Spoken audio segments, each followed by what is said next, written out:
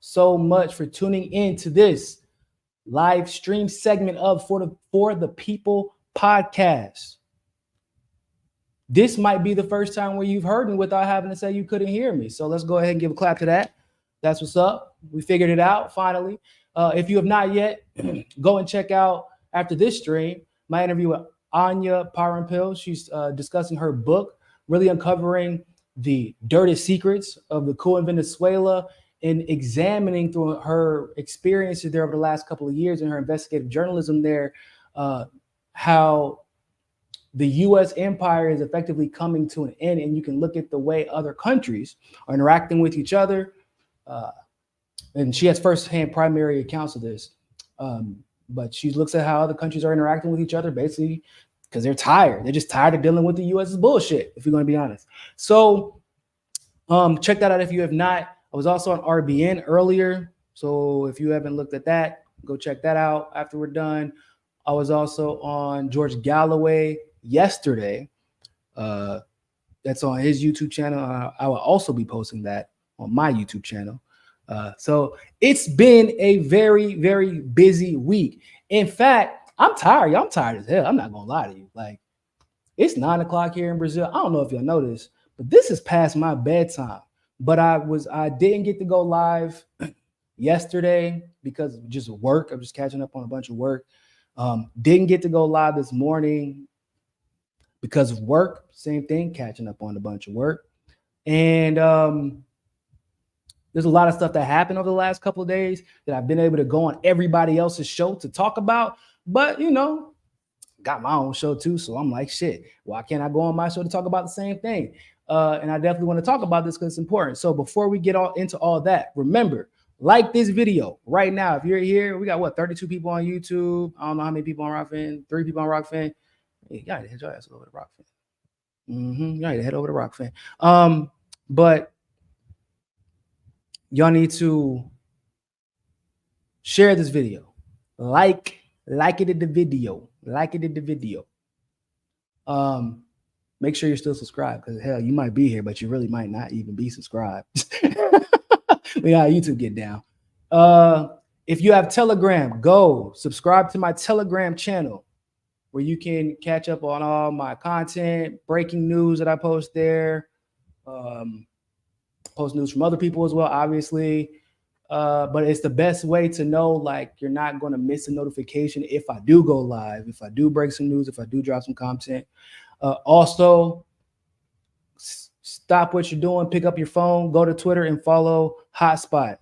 It's a media account where we post breaking news and you know, just stuff about culture, politics of the day. But also, I do short segments there as well. A lot of information compacted into about 1 to 2 minutes.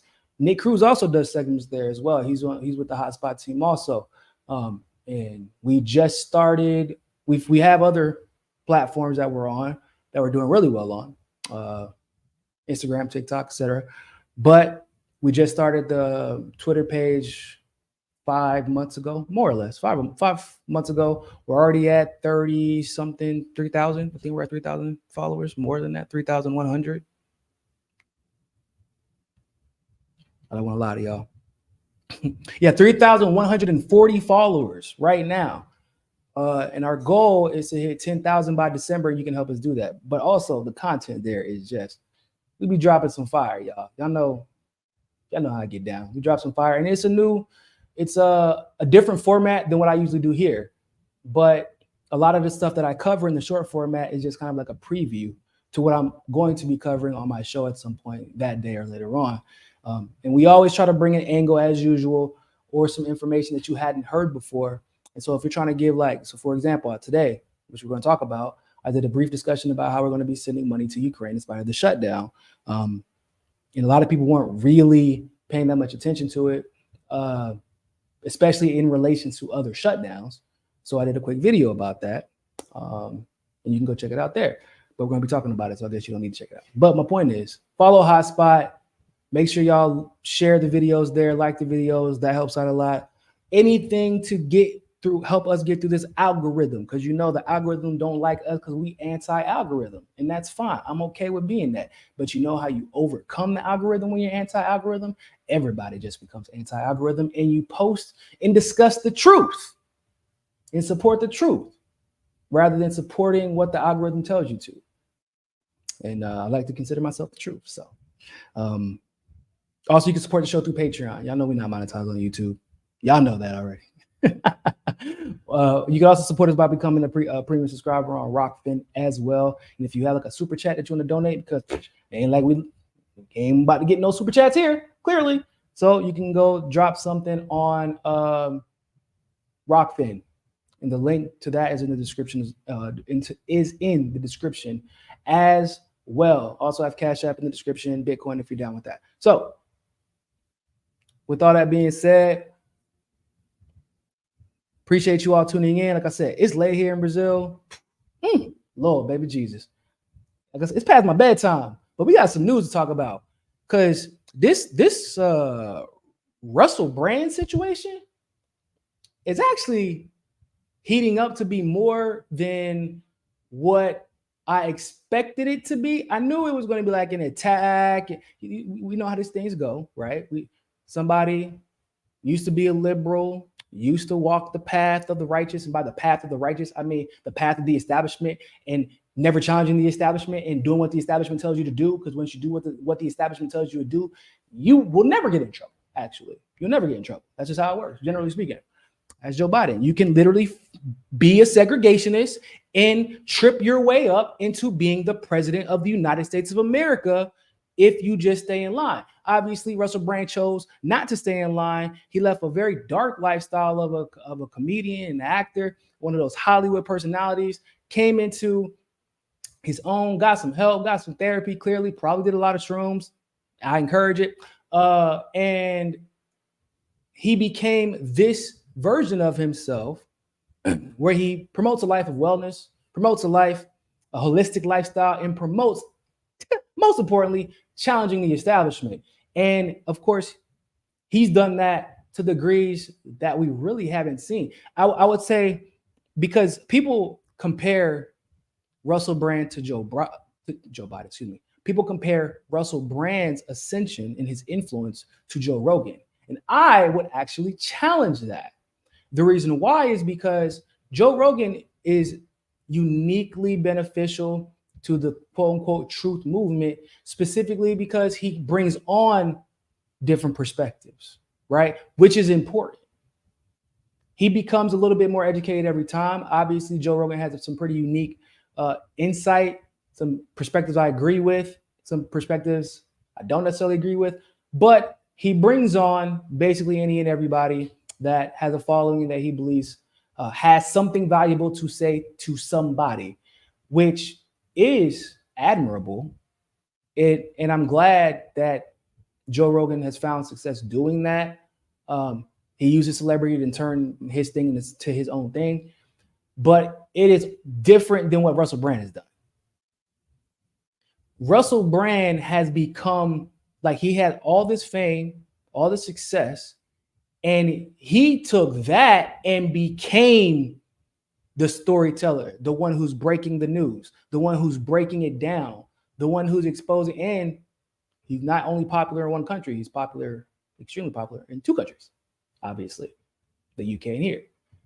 And he became the presenter, the journalist, the podcaster, whatever, where it's almost like a higher level of accountability that can be thrusted upon you, because you're going to get to just be like Joe Rogan can be like, I didn't say that. This man said that. We just let him talk. But it's different, Russell Brand, because he has to stand on his own too. And with that comes a different set of problems. You get what I'm saying?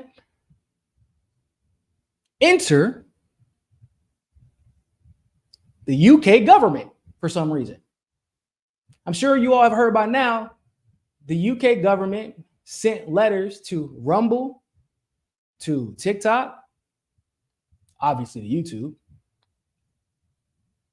and they basically let it be known that they, strongly encourage Russell Brand to not be able to monetize himself on TikTok or Rumble. We actually do not know what TikTok's response is or has been. If you guys have seen, by the way, a response from TikTok, please let me know, because I didn't see anything, and I looked for it before the show. Looks like they're being quiet about it, but I guess we'll see how that goes. But of course, I have a problem. They didn't say no. They didn't like say shove it, basically. Rumble, however, they got me. I'm about to join Rumble next week. I said for a while, like, I don't trust Rumble yet. They got to earn my trust. Like Rockfin earned my trust. I saw the growth and improvement over time. They're very transparent with everything. Like Rockfin earned my trust. To this day, Rockfin still has my trust. I love Rockfin. Rockfin's dope. Rockfin has some great. A lot of people who are on Rumble and have success on Rumble also have success on Rockfin, albeit to a lesser degree because Rockfin is a smaller platform and there's crypto-based and decentralized and all that good stuff. But I'm about to go to Rumble specifically because of their response, where they basically, in more or less words, told the British government to shove it, that they were not going to restrict Russell Brand from monetizing his content because of allegations that have nothing to do with his content and also, like, once again, to be clear, they're just allegations. And I like the way actually Kim Iverson put it wonderfully. She said, say if you are guilty of something, what is that? That should not bar you indefinitely from running a business and earning a living, regardless of the situation and circumstances, regardless of the court of public opinion. The reality of the situation is, especially in the US, I'm not sure about the UK, but in the US, you can be a felon and run a business and own a business. You can be a felon and get a business loan to start a business. It is not illegal to patronize somebody's establishment because they're a felon. So these two things are inherently separate, unless there's, extenuating circumstances. For example, if Russell Brand was promoting illegal activities, if he was engaging in illegal activities on the platforms while by the way, living in the UK, that's a whole different thing. So obviously the US has its own laws, UK has its own laws, but we're going to talk about the UK right now because the UK sent the letter. Okay. If he was in the UK still, which it is my understanding at the moment he's not. I can't remember. Don't quote me on that. He might be, but let's just say he is living in the UK. What he would need to basically do is break a law, promote something that is against the law, and simultaneously, usually that violates automatically community guidelines. Then perhaps the UK would be justified. But at that point, it wouldn't be a matter of like you're justifying not monetizing him, but that's all you're concerned with. You didn't even say take his videos down. And my assumption would be because they didn't tell YouTube that. Because why would YouTube take his videos down? We've had this conversation on this show and on other shows. How many times, people? YouTube will run ads on your video regardless of whether or not you are being paid for it. That is the reality of the situation. In maybe 5 to 10 years, it might be one hell of a class action lawsuit. But as it currently stands, unfortunately, YouTube can get away with that. It's unfair, but it's true. So they didn't tell YouTube to remove all Russell Brand's videos. And why would they? YouTube definitely wants Russell Brand to continue to stream. They definitely want Russell Brand to continue to post videos there. They haven't removed, that's what makes it more interesting, right? If he violated community guidelines, why hasn't YouTube removed the videos that he supposedly? Oh, that's right, because it's some obscure policy about what he did, his character outside of YouTube. Not something he did yesterday, but an allegation of something he did before. So in other words, they can't remove his videos because he didn't actually do anything wrong with the videos, but yet they want him to be demonetized. Because YouTube would look at you crazy if you told them to remove it, probably. To be honest, because Russell Brand makes them too much money. Too many advertisers enjoy advertising on Russell Brand's channel, regardless of whether or not he gets paid for it. So he didn't break any laws. As of right now, from what we know, there is no criminal process, like there's no criminal charges being pursued. As far as we know right now, as far as I know as of today, that might change. It could have changed in the last hour, but I don't think it has. So, don't y'all think it's kind of peculiar a little bit? Y'all don't think that's a little bit suspicious? Because, well, first of all, shout out to Rumble. Shout out for standing on your principles. Shout out to Rumble for standing on their principles and not just sitting back, receiving the letter, and then like maybe not making any changes, but not making it clear where they stand. You get what I'm saying? Making sure that you are openly, because they're already, I think, banned in France for something else. But you're making it clear, nah, we're not playing that game. Here's what we don't support, but here's what we absolutely do support, which is a free internet with free speech, as long as obviously not breaking any laws. So shout out to Rumble for that. But also it's a little bit suspicious because, which we'll talk about also in a little bit more detail, but all these, this 3-4 year investigation into Brand, 3 or 4 years, something like that. Hundreds of women were questioned. 4 came out. The media basically did the UK version of Operation Mockingbird.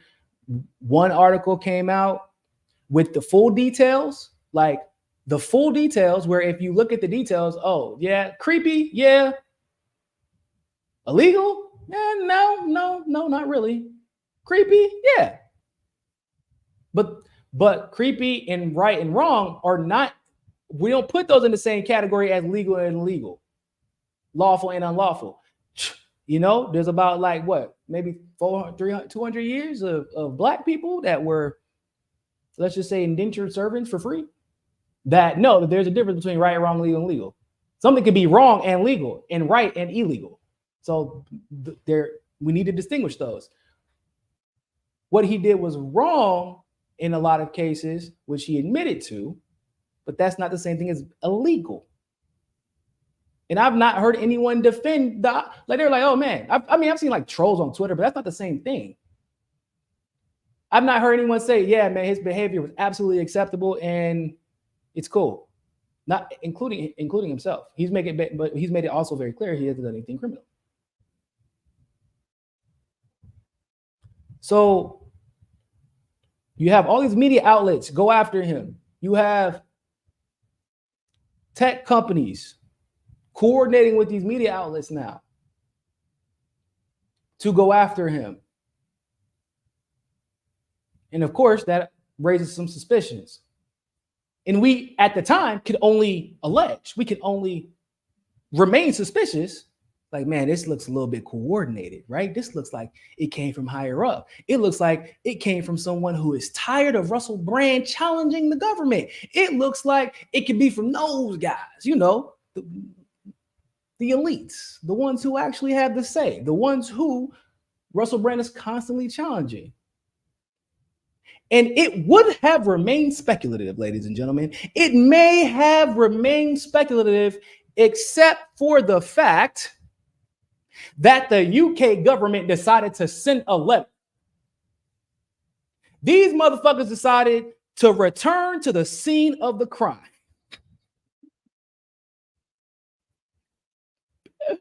Bro, if they would have never sent a letter to TikTok and Rumble, we would have only been able to speculate. If they would have never, but instead they literally snitched on themselves. And they made it clear what their goals are. They're like, hey man, like Russell's already been demonetized by YouTube. He's already lost his book deal. He's already lost his talent agent. He's already lost his manager. BBC's already moved his video. So like, oh, so what your primary concern is that he's making money and you don't want him to be able to make money. Because they then go on to say, we just want to make sure that he's not monetizing this situation. He isn't though. He's never, literally, because we didn't know about it until y'all did a weird investigation for 4 years and acted like you did some type of public service. Y'all want to investigate the politicians. Once again, we're still waiting on Epstein's list. There's two things in this life in 2023 that we are still waiting on. I know I'm still waiting on it. That obviously we've accepted by now. We are never going to get, but I'm never going to let them forget that I remember. Two things. My goddamn $2,000 paycheck from Joe Biden that he promised he was about to give if the Democrats won Georgia. Y'all remember that? I know y'all remember.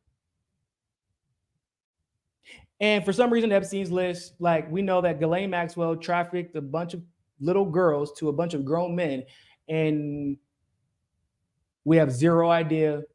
Well, we do have an idea, but we have, effectively zero idea who is guilty of what, because they have not accused anybody or even tried to investigate anybody involved in that.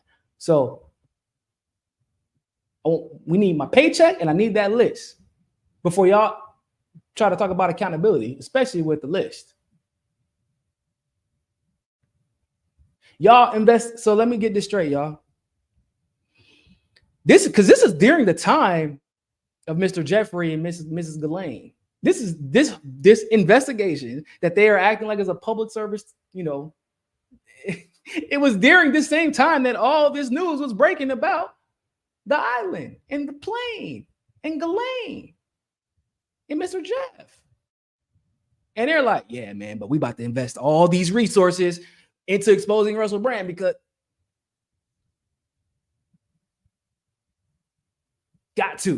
we just got to. It's gonna save the world. Like what? Meanwhile, Prince Andrew. Crazy they didn't get that scoop. They were focused on more important things, like interviewing hundreds of women about a random celebrity on YouTube.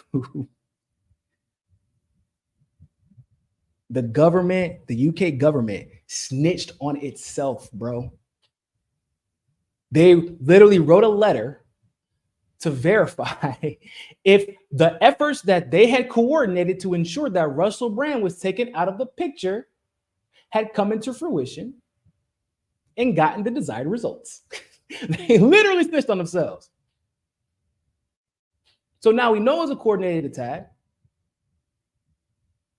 And if you know anything about the UK government or the American government, we know that the attack was more than likely unjustified by their laws, right? By community guidelines on the platforms, by their laws. We know that the coordination of the attack specifically were extremely problematic. You cannot, like that, bro, remember what happened with Alex Jones? And people were like, oh man, why are you defending Alex Jones? Well, at this point, he's probably been right more than 99% of the mainstream media. So there's that. But it's not even about defending whether he's right or wrong. What I said at the time was, y'all do know that they're just testing to see how we're going to react, to see if you're going to put up with Alex Jones being deplatformed. They want to know and they're going to use a personality that's a little bit abrasive, a little bit eccentric, right? A guy that's not necessarily well liked. They're going to throw him out there as bait and see how you react. Because if you allow this, then whenever it's your guy's time, leftist, conservative, whatever, when it's that time for your guy to get gone, what can you say? Well, you cheer when Alex Jones did this and this and this. And remember why we said, like, first of all, yeah, it was problematic because they were claiming he violated community guidelines but it's like he violated all of them at the exact same time on the exact same day at the exact same hour, to the point where now every major platform has to put out a letter as to why they're coordinating his ban from social media. Like, bro. So he had been violated. So he woke up that morning, and before he even dropped the video, he had violated every community guideline for every platform. No, it was a coordinated attack. And we said they were going to try to see what they can get away with, and they got away with it. And look at what happened. So now we fast forward, Russell Brand, coordinated attack, which also usually means you're above the target. We know that. And what I also found really interesting, before we go into this next thing that I want to talk about from the gray zone, Kit Clarenberg did an amazing story. But what I found interesting is that, and I didn't know this, I just saw it today. I didn't know that Russell Brand had interviewed Tucker Carlson like less than a month ago. That is, I mean, yeah, of course, they've been doing this investigation for a while. For all we know, they've had this info. And maybe they were waiting to, because my thing is, y'all been doing this, why did y'all release it now? Y'all been doing this investigation for 3-4 years. Why did you release it now? Right before the elections. Right as Brand is just taking off everything he drops. He's probably the only person that I've seen where like his short form individual videos on the current YouTube algorithm they actually do better than his live streams, which also get crazy numbers. That's like not even normal. Rachel Blevins actually said that he was making an estimated $60,000 a month off of YouTube alone. That is insane.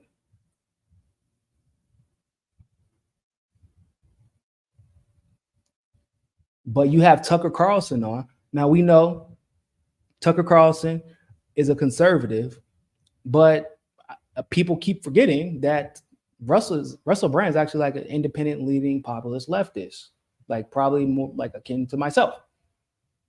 They try to paint him as some right-wing conspiracy theorist in the media because it's not as cool to smear and attack and demonetize and try to delegitimize leftists who actually care about you. It's easier to call every white guy with money a right-wing conspiracy theorist because liberals are more likely to believe it without question. But you have a guy who left the celebrity world, right? Left Hollywood and started and flipped the script on his whole life, became a different person, and started just telling the truth. That's all. He like Russell Brand does not do anything crazy, bro. All he does is just tell the truth with a cool British accent and some suave and some really, really nice hair. But you have that guy interviewing Tucker Carlson, who's from the conservative side of the fence, who left the mainstream. And for all intents and purposes, if I'm being honest, I haven't seen him doing the culture war nonsense like I have been used to seeing from him on Fox News. Usually you got mostly culture war, then some foreign policy, and every now and then he bring on Jimmy Dore, right?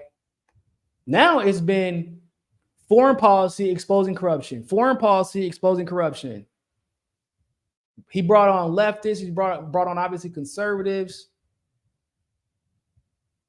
So Tucker Carlson is entering a new era in his career in advocacy as a journalist. And you have these two guys, these two juggernauts, who both said, done with the mainstream, tired of it, don't want to deal with it anymore. They come together. Do you know how crazy that is? That for the establishment, you know what that looks like to the establishment? A blueprint that they do not want anybody else to follow. That is a blueprint that they do not want anybody else to follow. If you are one of those wealthy people who are looking for the Van Jones, because y'all know, boy, Van Jones be looking like he in the sunken place. Van Jones looked like He is in the sucking place. He be looking like he be wanting to tell the truth, but like, bro, I gotta pay bills. I got mouths to feed. I got a generation on my back. It's heavy. They don't want people to know that they can actually do what Russell Brand and Tucker Carlson have done and become more famous, or what Jimmy has done when he left TYT and left mainstream comedy and became more famous. Kim Iverson leaves Hell Rising, becomes more famous. Seeing a pattern? Becomes more famous by doing what? By just literally telling the truth. They don't, remember we talk about the algorithm all the time. You know what the algorithm right now is leaning towards for the most part? It's actually leaning, it's converging on the truth. It's beginning to. Then you have people that you'll, of course, every time that begins to happen, what happens? Some culture war nonsense drops. And now everybody is fighting over black person this, trans person that, bisexual person this, gay person that. Democrats this, Republican that. Every time it begins to converge. And I actually think that that's probably what will happen next week. Because I'm pretty much willing to bet that Russell Brand's audience, I would give it about 2 million of his YouTube subscribers. They're probably going to be on Rumble next week because he's doing his show exclusively there now. About 2 million of those YouTubers, me included. And he said he's talking about everything. He's dropping it all on the table. And so if that happens, and the world is watching, and we'll be tweeting about it, and we'll be posting clips about it, and he's not talking about left, he's not talking about right, he's not talking about Democrats, he's not talking about Republicans. He's simply talking about the truth as it is, rather than as we want it to be. So expect on Tuesday. Something's going to happen. I don't know what it's going to be. But on Tuesday, expect some left-right culture war, Democrat-Republican nonsense, probably to do with the shutdown, to try to change the narrative, because it's like, no, y'all made it about Russell Brand. Don't switch up now, because y'all not getting the reaction that you expected. And that's probably the most interesting part about this entire situation.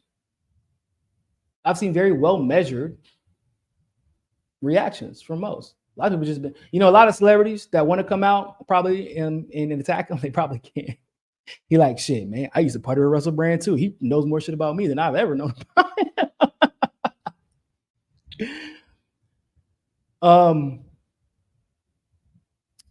So we're gonna try this real quick. Let me see if it works.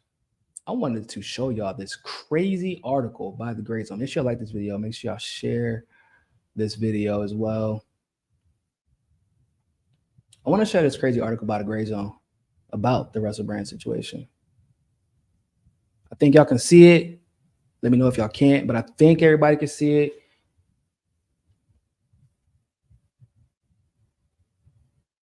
And I think everybody can hear me. I just want to make sure. Like I said, y'all know we've been having these sound issues. Y'all can hear me, y'all can see me, y'all can see the article, right?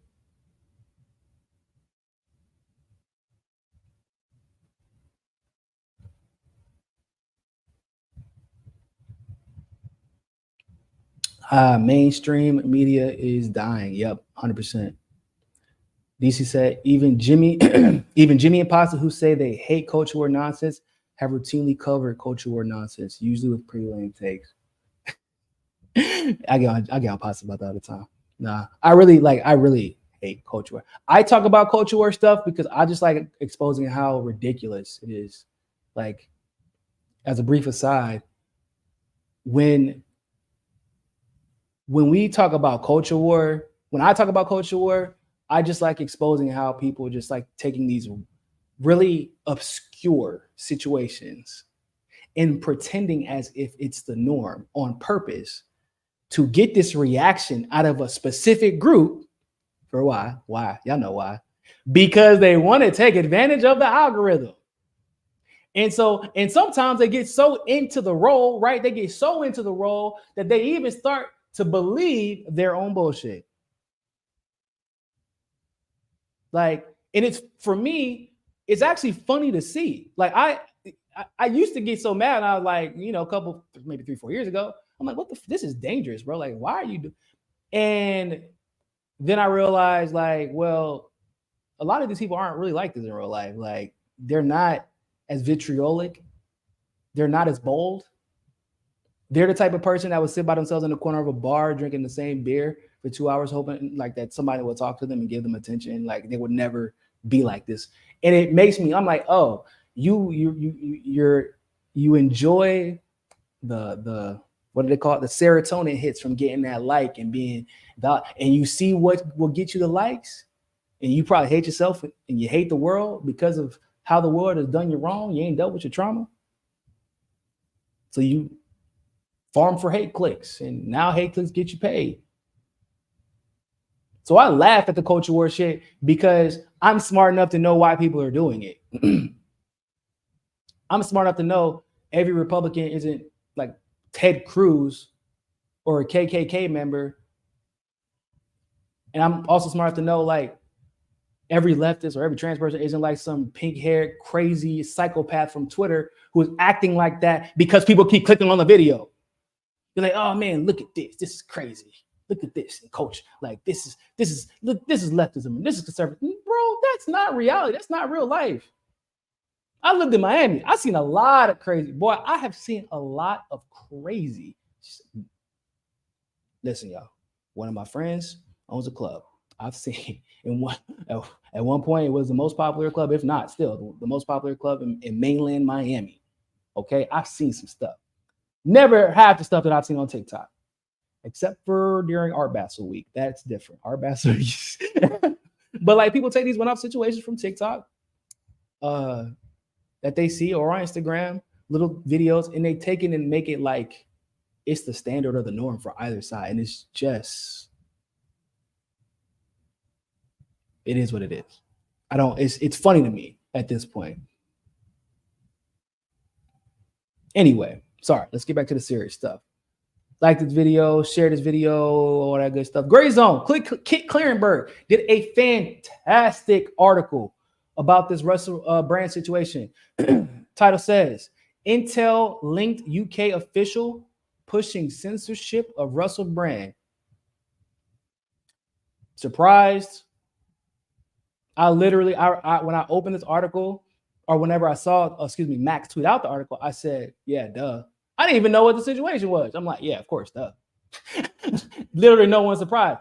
Once again, you snitched on yourself. You sent a letter to make sure that your coordinated attacks went the way that you desired them to. You literally returned to the scene of the crime, like all criminals do.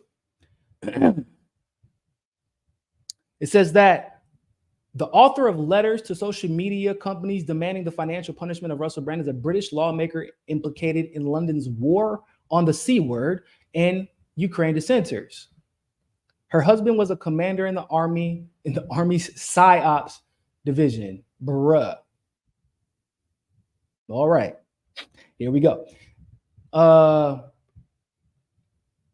Actually, I'm going to skip this part.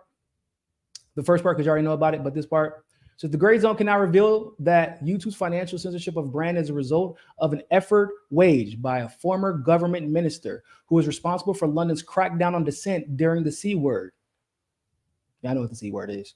Her husband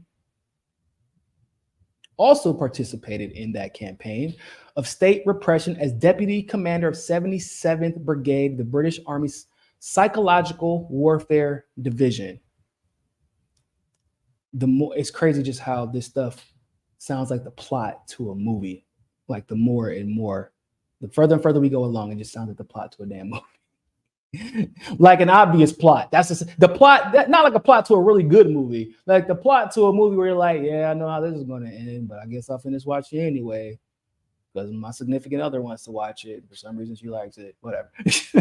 It says that YouTube justifies the monetization of Brand on the grounds that he violated creator responsibility policy. This marks the first time a content creator has been financially punished by the company for reasons other than videos published on the site.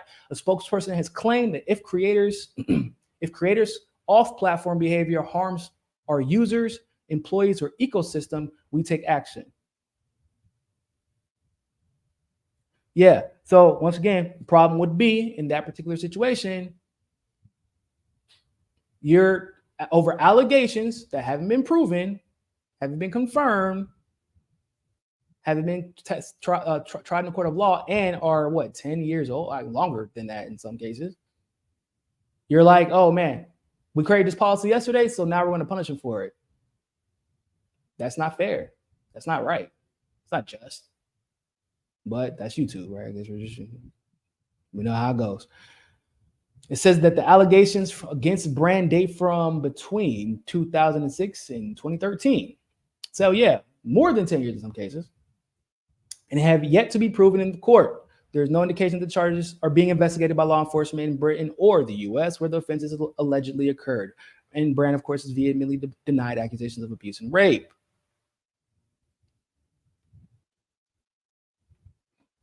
New developments suggest YouTube censorship of Brand was driven by direct British government decree. On September 19th, social media companies TikTok and Rumble received a pair of almost identical letters dispatched by Caroline Dinaj. I'm gonna go with Dinaj, or Dininaj, or Dininaj. She's British. I'm gonna go with Dininaj. Let me try to say it in British. Dininaj. Yeah, we're gonna go with Dininaj. That sounds right. The head of the UK Parliament's Culture, Media and Sports Committee. That sounds dystopian. Like, what the hell? Dininaj informed the companies she was concerned that Brand may be able to profit from his content published on both platforms. Can you believe that? That man who putting all that work in, doing his research, employing multiple people, he might be able to profit from doing work that he's doing fantastically. It's almost as if you're doing work and you're providing a service or a good, that you should be paid to continue to do it. I don't know. I think that's how it works, but who knows? I'm a dumb American. Just some dumb YouTube guy. Just kidding. It's not true. And most of you all have already seen the letter.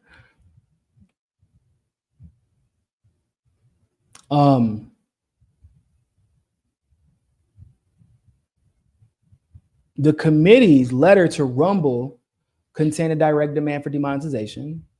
We would like to know whether Rumble intends to join YouTube in suspending Mr. Brand's ability to earn money on the platform. In a withering response to Dininaj's, we're gonna go with Dininaj, did I say that? Dininaj's letter, Rumble CEO Chris Pavlovski asserted that while noting his company obviously deplores sexual assault, rape, and all serious crimes, and believes that both alleged victims and the accused are entitled to full and serious investigation.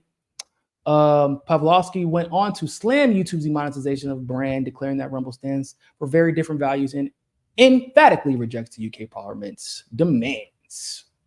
So, like I said earlier, I will be joining Rumble starting Monday. They won me over, but this is where the tea gets spilled. This is the important part.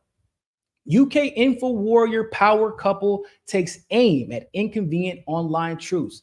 Caroline Dinaj served as the UK government's digital and cultural minister from February 2020 to September 2021. Now, that time period might seem really familiar to a lot of you all. That's right, because it is that time where the P word happened with the C word.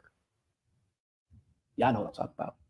Making her de facto chief of Department of Culture, Media, and Sports.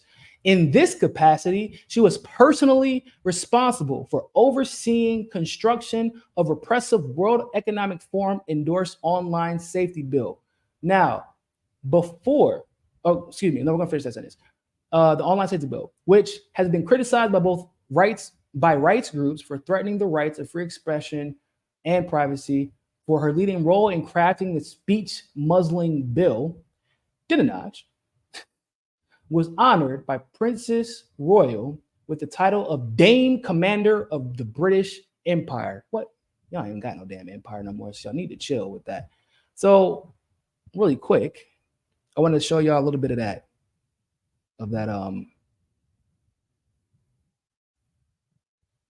online safety bill.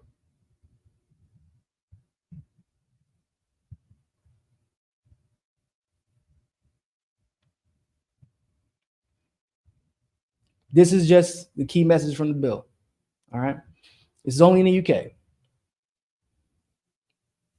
The local government association supports the overall aims of the online safety bill, which makes provisions for the regulation by Ofcom of certain internet services. The regulation proposed in this bill is aimed to at ensuring platforms have systems and processes in place to deal with illegal and harmful content and their associated risks, particularly children and young people. They always try to use children.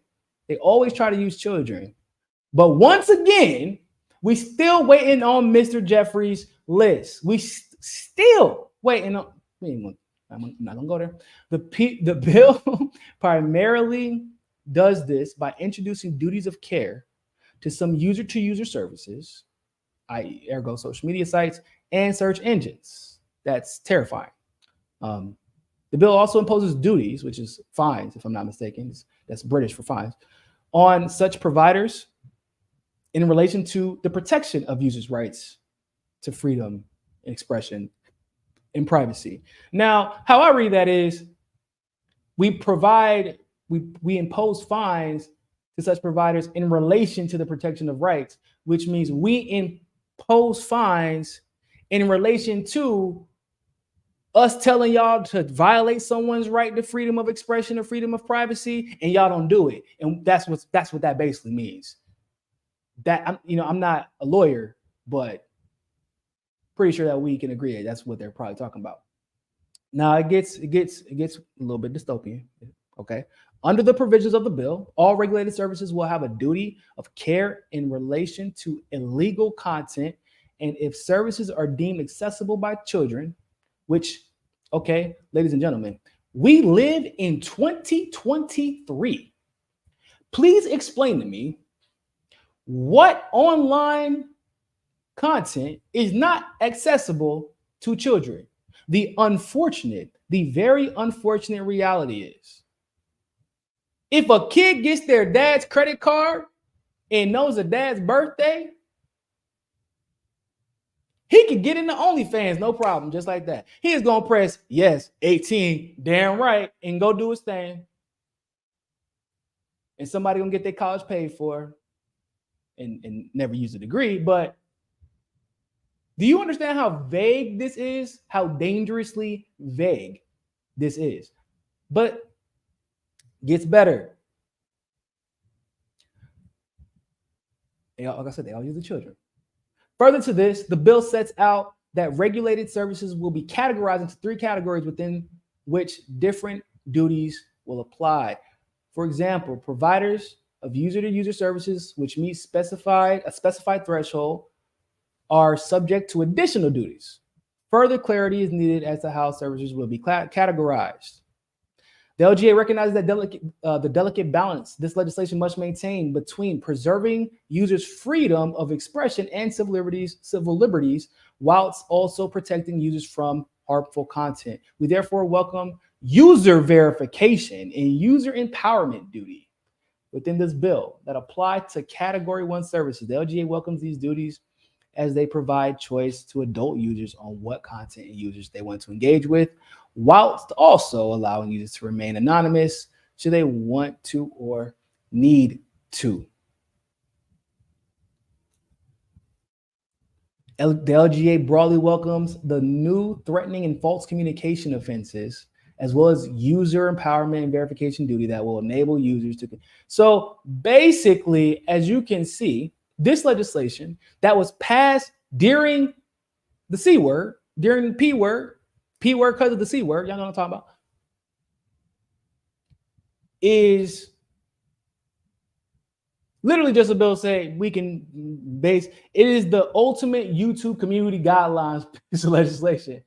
We're going to say a bunch of vague stuff. We're going to use it when we feel like it. And we don't care how you feel about it. And Russell Brand actually talks about this in the video that he did earlier today, saying that this is what they're using. I'm assuming he's going to discuss how he knows that, but he says that this is what they're using in the UK to force YouTube and maybe TikTok, we don't know, to censor him. Now, I don't know about you guys, but I'm genuinely curious. Isn't it a little bit peculiar that the woman who passed this legislation specifically censoring and encouraging the censoring of anyone who challenges the narrative of, in this particular case, the UK, isn't it very interesting that the probably the most popular UK celebrity on YouTube, I think is that a fair assessment? I feel like I'm not British, but I feel like that's a fair assessment. The most popular British YouTuber / celebrity who has dedicated his current YouTube career to calling to attention the attacks on civil liberties, the attacks on freedom of speech, the attacks on freedom of expression. Isn't it really interesting that the woman who created a bill and literally got an award for it to attack freedom of expression and freedom of speech online, that she writes a letter to silence the man who has probably been the most vocal and has called the most attention to her attempts to censor people. Legal, not attempts, excuse me, it's no longer attempts because it's legal, it's already been passed.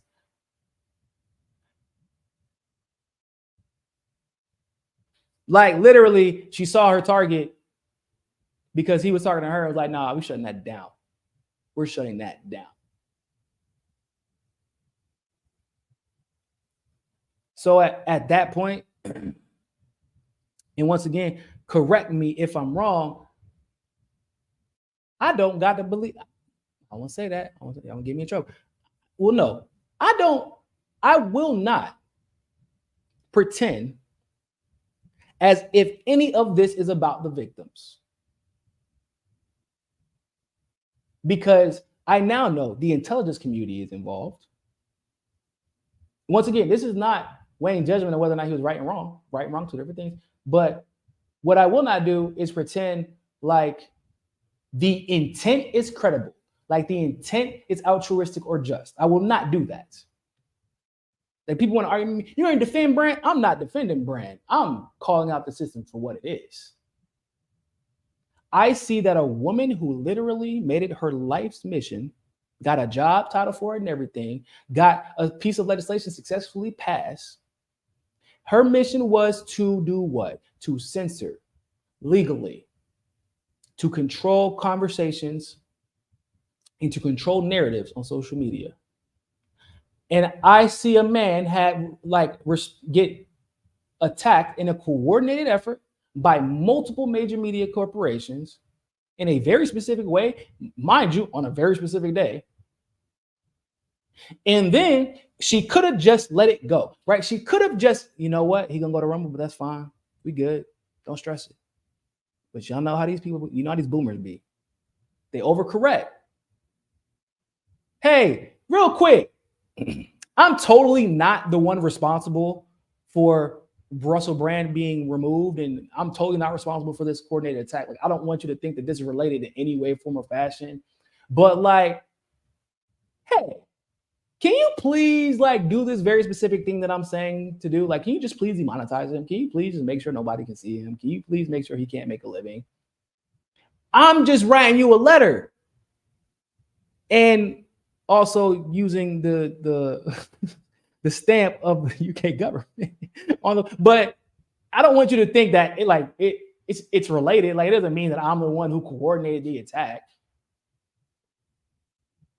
But you think just because he's made a career off of challenging literally everything that I have done as far as censorship is concerned, like since 2020, like you think because he's made a career exposing me that I take that personally? No, I just want to make sure that I want to make sure that the victims aren't harmed by Russell Brand talking about random shit that has nothing to do with the victims on your platform. I just want to make sure that the victims aren't harmed. It's all about them. But can you make sure to not pay them? That's all I'm saying. The audacity for her to even put in that damn letter, oh yeah, I don't want him to make content off of or money off of content that could harm the victims. Then what? He never talked about them. I promise you, his response to that situation, that ain't making him nowhere near the money the other content is. That's for damn sure. That little, them is pesos. But she's smart though. She also is aware of this. Because of the way algorithms are set up, if you are monetized more people see you, right? Y'all know that. Because if you are monetized and more people can see, that's weird. If you are monetized and more people can see you, more people can pay you. More people can pay you. YouTube takes like 30, 35% of that, if not more now. So YouTube makes the money. But that's why the algorithm favors people who are monetized versus people who are non-monetized.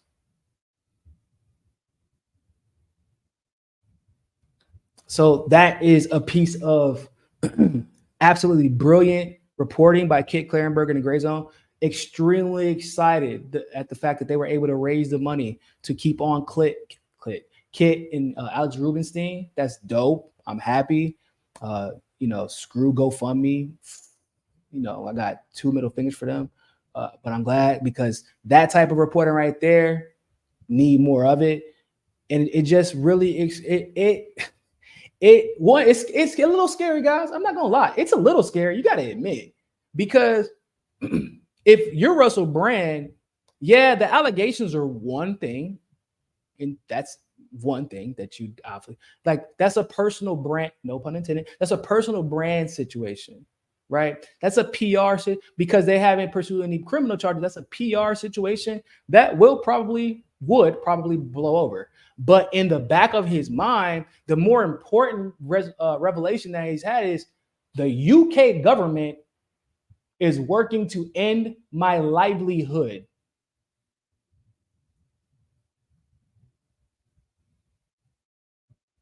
Do you hear that? The UK government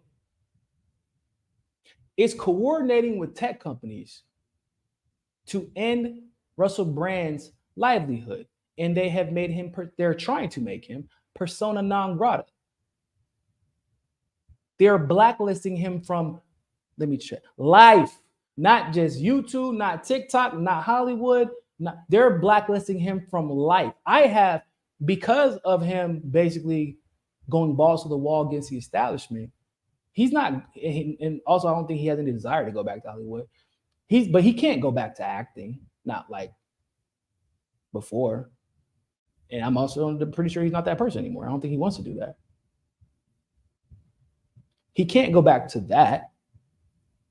He obviously can't be monetized on YouTube at the moment. Probably TikTok's going to demonetize him as well. So what he has right now is Rumble and maybe Twitter. But let's be clear. I know and Elon got a letter, y'all. We know. Come on. You think that after Tucker, especially because of Tucker going there, and having a show exclusively there, you gonna tell me that TikTok got a letter, Rumble got a letter, YouTube got a phone call, but Elon didn't get the memo? I don't believe it. And I want to know what Elon said, because that little tweet people been showing me, oh, he says that guilty until proven innocent is good. No, I don't want to hear that. Y'all know, boy, Elon got 2 sides of his neck, and he talks out of both of them holes.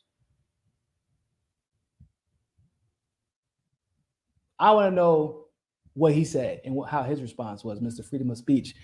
Free Garland Nixon, by the way. Garland Nixon is still banned on Twitter, but he's not officially banned. Because y'all remember last time he was banned and the world came after Elon over it? That was amazing. Best thing that could happen to him. I'm happy for him. But then he came back on, and now he's not banned. He's locked out of his account indefinitely. Not like you can't see his Twitter, because if you go to his Twitter, you can see it. But he's literally like, he tried to log in, they won't let him do it. So, yeah. So he's not, He's not as free speech as what he pretends to be, like Elon isn't. So I want to see what he's going to do. But my point is that Russell Brand is at this weird place in his life where he has to now deal with the realization he's having his third kid. He's married. He has 2 other kids. He has Kim Iverson, I think, said he has 12 to 13 people on his staff. So he's employing people by telling the truth. And now he is fully aware. He's been made fully aware that the UK government is gunning for him. That is a terrifying place to be. I'm glad that he has some alternatives, but I know there's a reason he was on both Rumble and YouTube, right? And TikTok. He has he is telling the truth. He's doing a fantastic job doing so, but he has an operation to maintain from a business perspective. He has a livelihood to maintain, and a livelihood, like, there are a lot of people who got rich off of doing this that did not deserve it, who did it the wrong way. Russell Brand is not one of those people. I mean, Tucker Carlson cultivated this persona, and this personality, and he got super popular by like flipping on, like he flipped. He flipped on the establishment, and he took what he got and like brought them along. That's not Russell. Russell started this really, like, he was famous for being a comedian, but I didn't watch any of that. I watched Russell because of what he is now. And I feel like a lot of people feel the same way. He did it the right way. He deserves to be where he's at right now.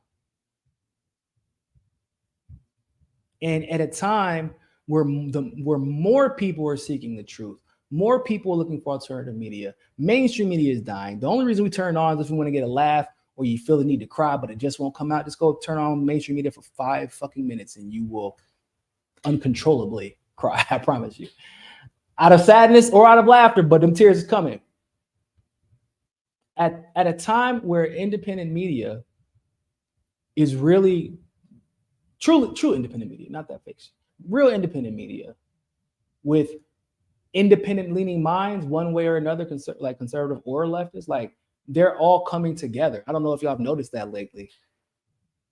There's infighting, but there's not really any infighting. There's like, you're a neoliberal, and we know it now, and there's no quorums about whether or not you are, or you're a neocon, and we know it.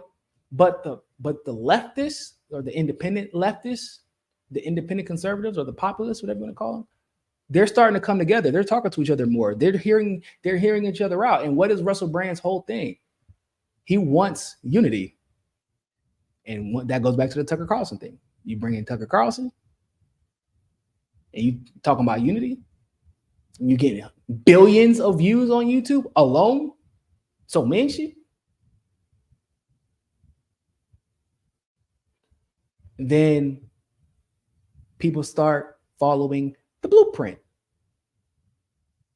People see it as a way out. And the intelligence community converging on him, the UK intelligence, and the UK intelligence community might as well be the US intelligence community. So it's not like he's like in any better situation being in the States. But the intelligence community converging on him, it tells us 2 things, and we'll move on. It tells us that he's over the target. It tells us that it tells me I'm about to go back and I'm going to watch more of Russell, because I will watch Russell Brand videos maybe once a week. I didn't watch them every day.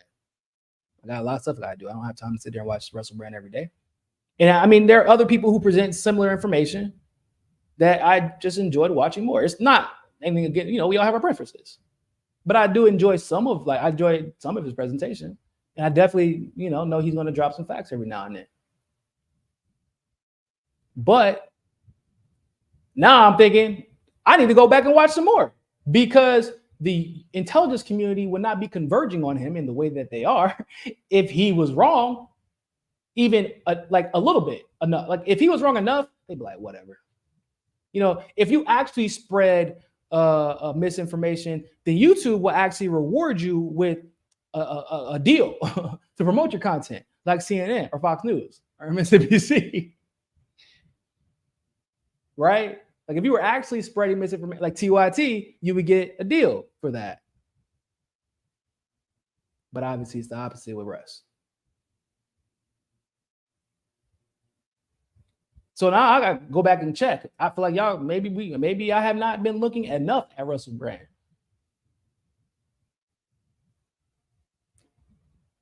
And it also lets me know that something's coming.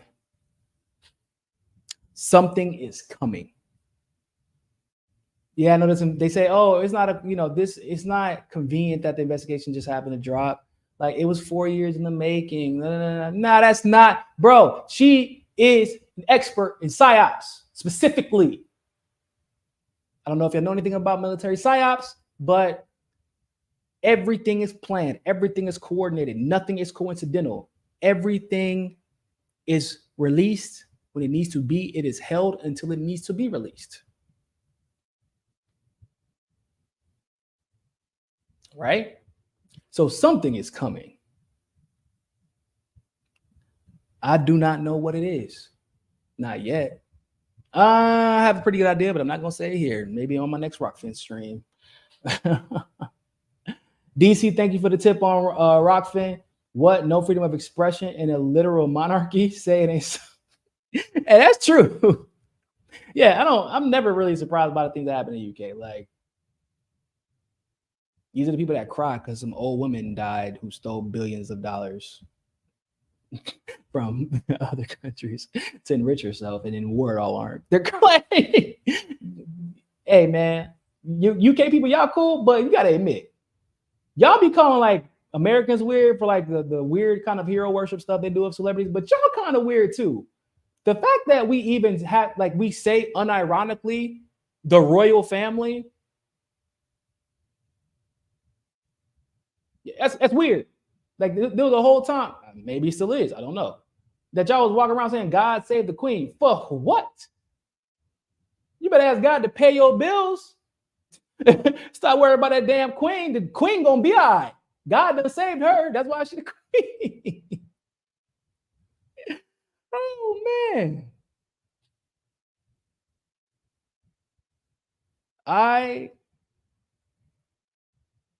I know something's coming. I don't know what it is. I kind of know what at least part of it is. We know the election's coming up. We know that.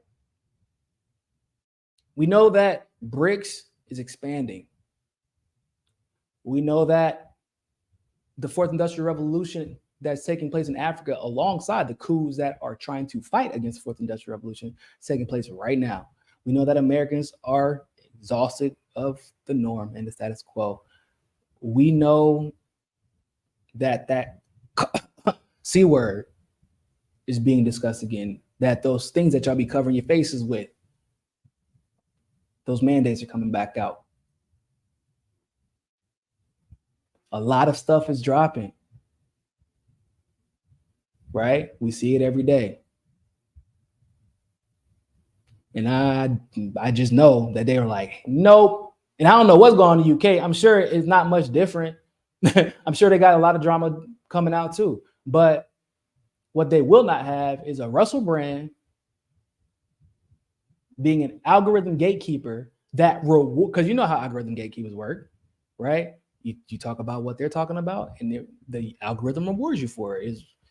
It's usually problematic, but then you every now and then have a case like Russell Brand, where YouTube is put in a weird situation until a government steps in, like, man, we demonetized Niko and the Convo Couch and those people for talking about this stuff, but Russ makes us too much damn money.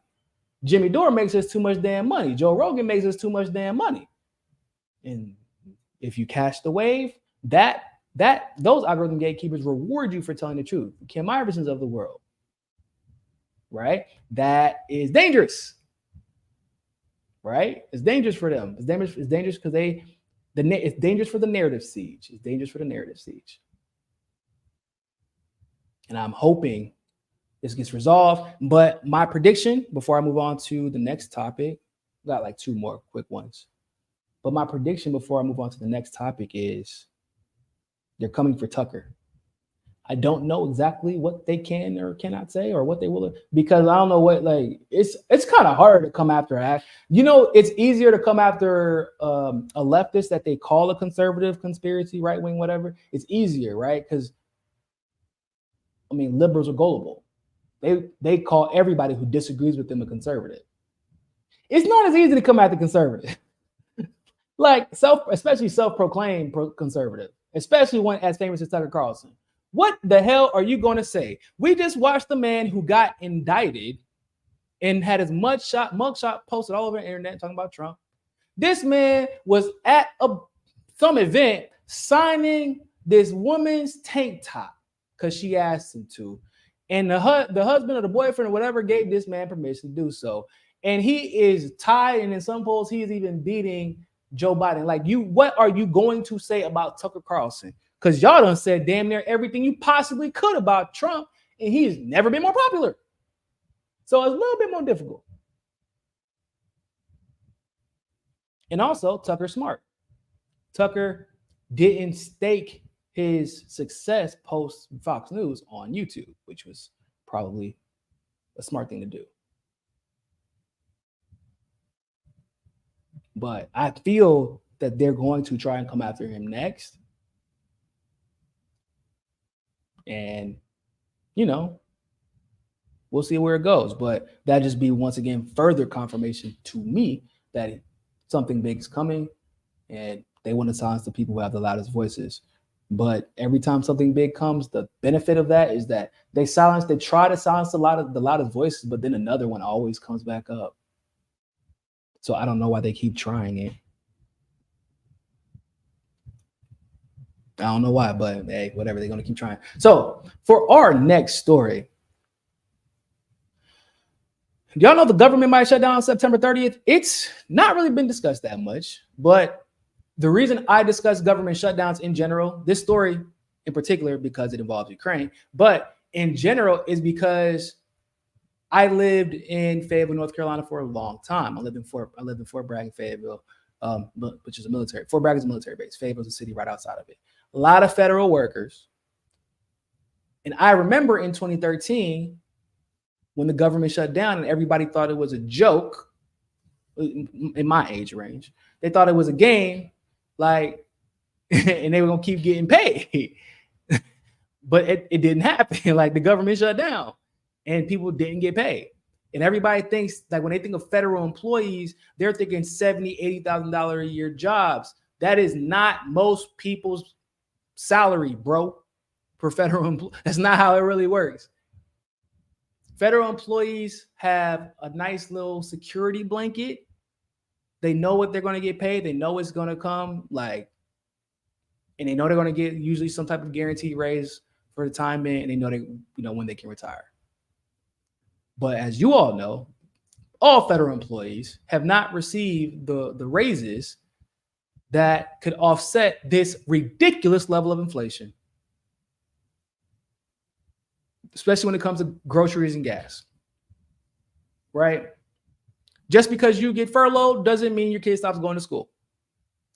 Just because you get furloughed doesn't mean soccer practice stops. Just because you get furloughed don't mean you still don't got to put food on the table. And yes, you do get back pay.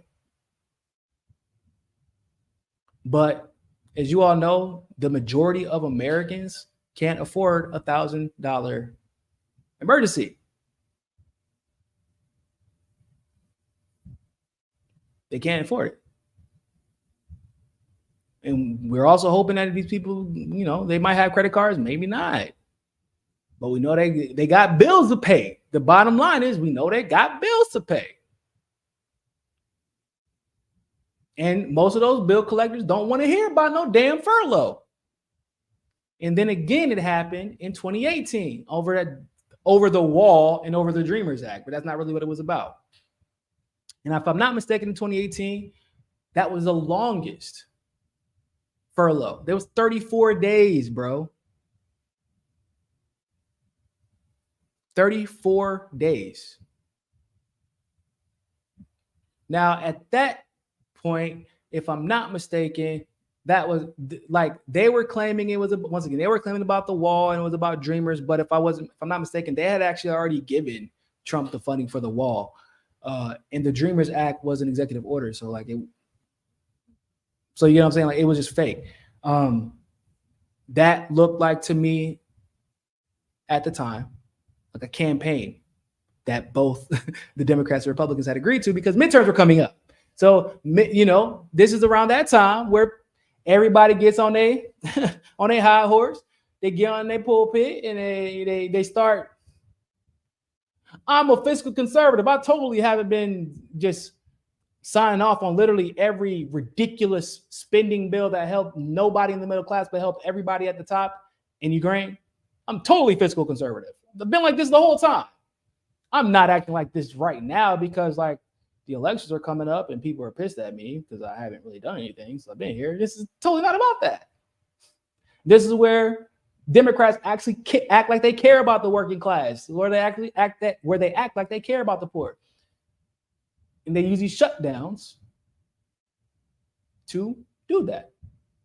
They're like, and they blame the other side. And if you look at the nonsense, I'm not even gonna go through the articles because every article is just gonna say it's about cutting, Republicans want to cut benefits and Democrats want to cut federal spending. And no, or not federal spending, excuse me, military spending. They say Republicans want to cut benefits, Democrats want to cut military spending, but no, hell no. Y'all got no. Both Republicans and Democrats want to cut benefits, and both Republicans and Democrats want to increase military spending. I don't know why they go through this. No, I just told y'all why, because it's a dog and pony show. However, it is a little bit scarier this time. The reason why is because I personally feel like throughout the last 3 years, basically since the start of the P word because of the C word,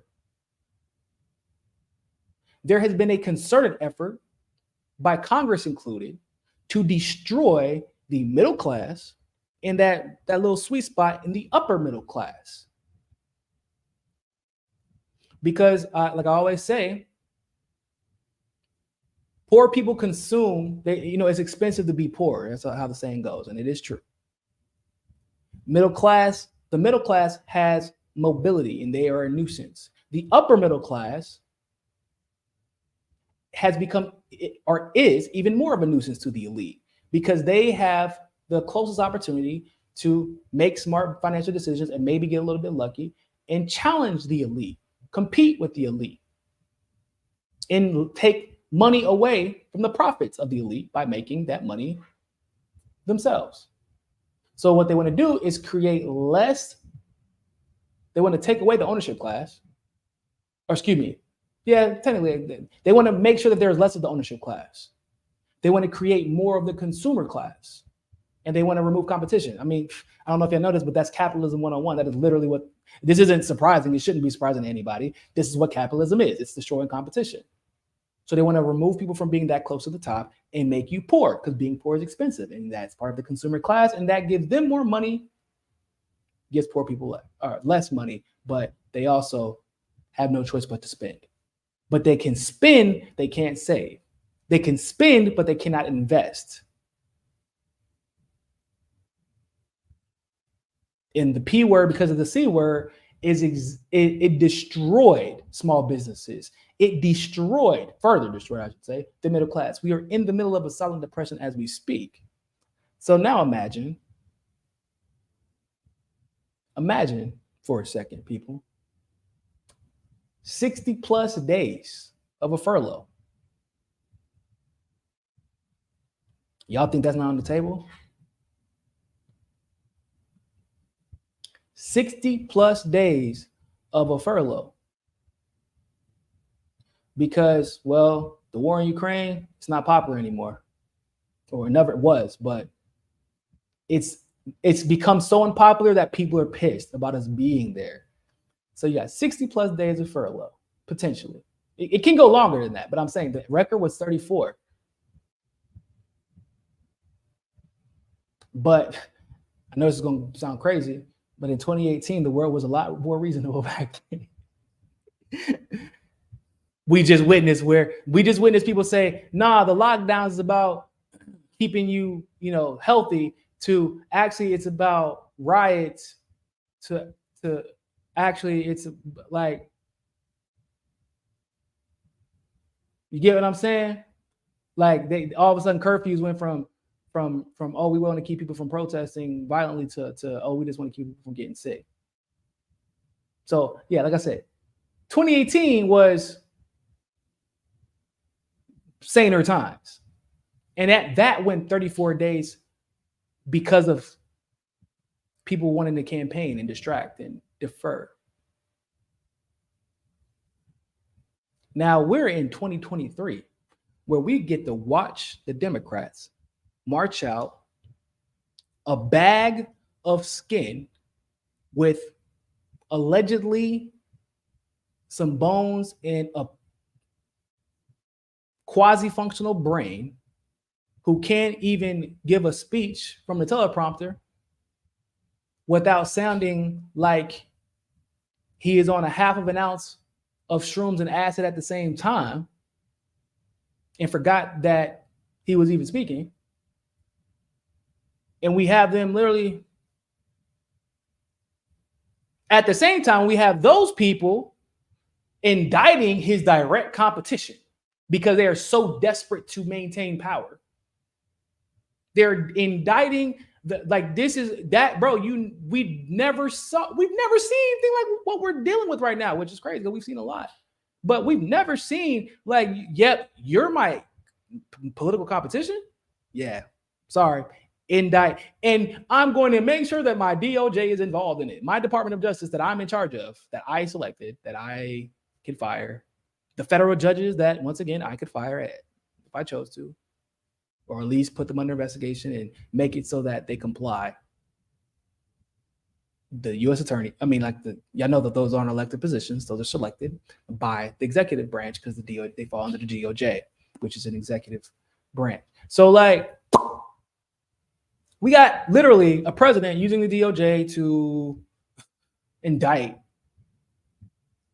not only his competition but allies of his competition. We are not in normal times. This is different, y'all. We're watching BlackRock buy up everything, okay? I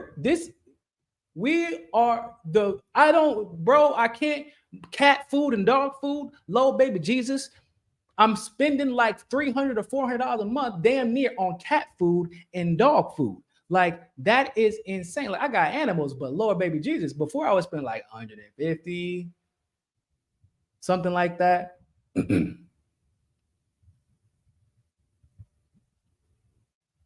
My friend calling me the other day telling me, yeah, man, gas is getting, it's coming back down a little bit. You can get premium for like $4.40. I said, excuse the what? What do you mean coming down? The fact that people are speaking about stuff like that is normal show that we are not in normal times. And we are seeing time and time again attacks on the middle class, attacks on the business class, attacks on the upper middle class. Obviously attacks on the poor, but that's that's normal at this point. That is normal. But the attack is on the middle class directly. And there is somebody somewhere that wants to see our economy perish. They want houses on the market for BlackRock to buy, most likely.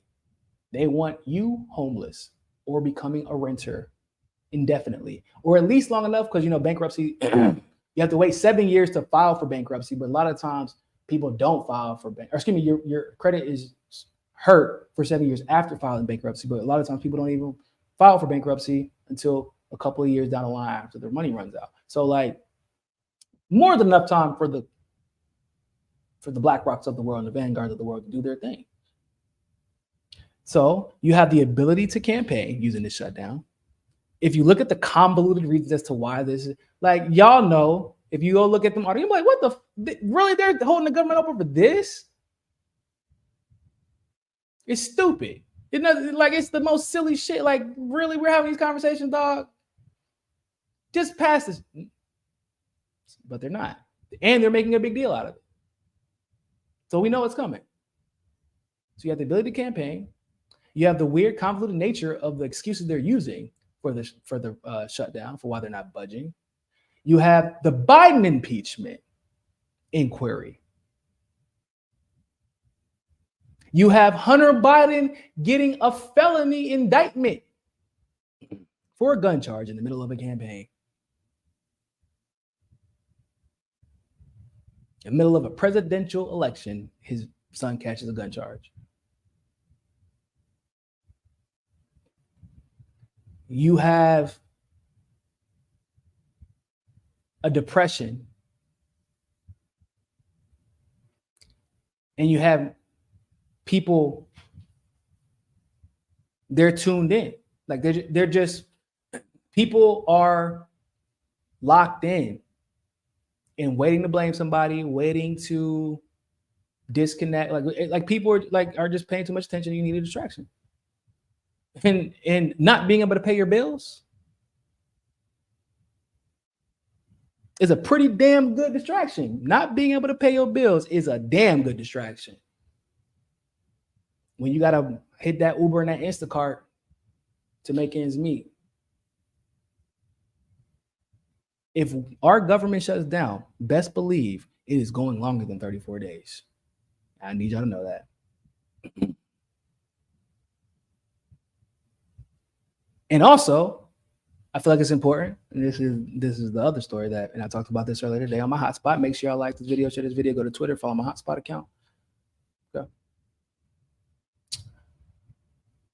The Pentagon made a statement, which was kind of weird, where they said, yeah, man, the government might shut down, but don't worry about it because we still got the money to send to Ukraine, because for some reason, it actually had been decided well in advance that Ukraine was exempt from any of the government shutdown restrictions on spending.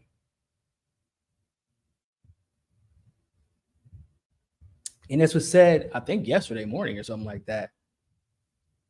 And like clockwork, sure enough, Zelensky meets with Biden. They approved $325 million. They're actually seeking more funding through Congress, but they approved $325 million in weapons and aid. So yeah, the Pentagon was right, I guess. It was, no, actually, so basically, even if they get shut down, they can still get more money. You might get a paycheck if you're one of those roughly 1 million federal workers who are considered non-essential to the federal government. But Ukraine is going to get their money regardless. Them neo-Nazis going to get those missiles on time. That is insane. That is insanity, bro. We, once again, still waiting on our $2,000 checks. We're still waiting on them. Still waiting on them $2,000 checks, bro. I'm not gonna hold my breath, but we still waiting. But they're going to the Pentagon. Basically, and also what we're learning is, I mean, allegedly they did it like through correct parliamentary procedure, allegedly. But what we're really learning is Congress don't control the spending. The Pentagon does. And they, while like you got workers on strike, 1 million workers won't be getting paid. Other workers, you know, hell, if they are getting paid and enough to get through this shit, inflation is going up. And if you go 2 months without a paycheck, do y'all know what that could do to you? I don't know. Some people I feel like never grew up poor or never grew up living paycheck to paycheck. I grew up poor. Even when my mom was doing decent for herself, it took one bill, like to be $200 more than expected. It took 1 or 2 weeks of groceries being too. It took we broke something in the house. My mom's car got one alternator, and shit can go south fast. And yeah, a loan maybe down the line could potentially help, but that's another bill. So you don't want that. If you don't have family, and even that, that's everybody family going through whatever they're going through at this point. I mean, you got literally people in the military, dog, who can't even afford to buy homes. They're getting stationed to places. They have to leave their families with their in-laws and live by themselves because they can't buy homes in the places they are being mandatorily sent to by the military. That is the world we're living in right now.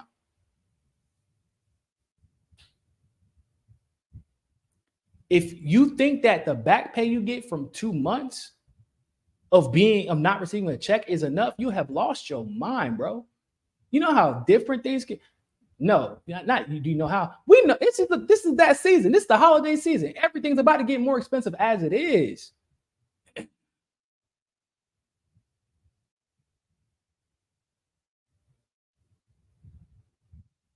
And this would be the time to do it, right around October.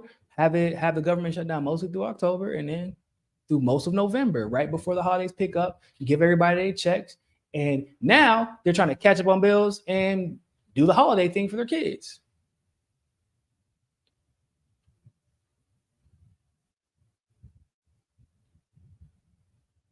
And by the way, this is the part that I don't really hope happens, but I'm worried what happened. There is no guarantee that after they get back from furlough that they're going to have a job the following year.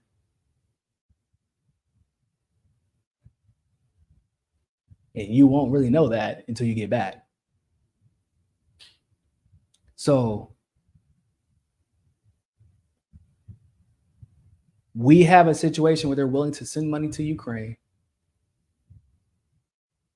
when people they're making it clear, nah, the neo-Nazis are the exception. War is always the exception to spending, of course, right? They always have more money for war, never have any money for the poor. They give loans to small businesses during the P word because of the C word, but they was giving grants to corporations, and they just use them for buybacks. You know, in Brazil, I found out that every single month of the P word, they got a paycheck from the government. Every single month. Every single adult Brazilian. And you got obviously more if you were a kid. Your rent, and your bare minimum bills were always paid for. And this is Brazil's government. Y'all kind of, you know how their economy is like this. In Brazil, that has I think I want to say Brazil has more people than the US potentially.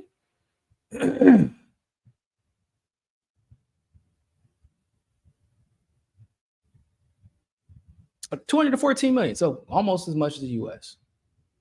214 million, a less stable economy, less money going in and out, especially because of the shutdowns. And they managed to make sure that there was not a single mouth that was not fed during the pandemic. It wasn't a bill that was not paid because of the pandemic. In the US, maybe you got a check, maybe you didn't. But if you made more money somehow like the year before, you qualify for less, even though clearly your bills are more, which is stupid.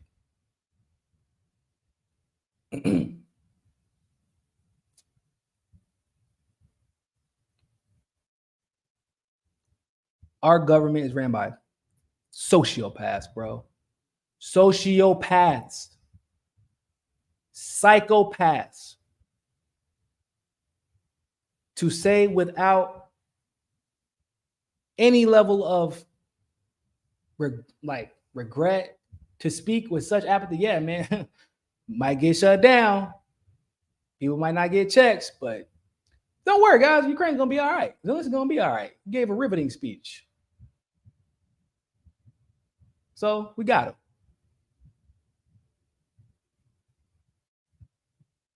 We are the U.S. is ran by psychopaths, bro, and it's extremely unfortunate. It really is. Ruben Masagua, thanks for the tip. Just showing support, Niko. Glad you're back in good health. Appreciate it. Thank you. Kamashwari on Rockfin. There's nothing like having Niko as my Friday night date. I love hanging here. So good to be together again. Oh, I appreciate that. That's really sweet. I'm glad to be back, everybody. I am. I really am. I got one more story for y'all. This is going to be quick.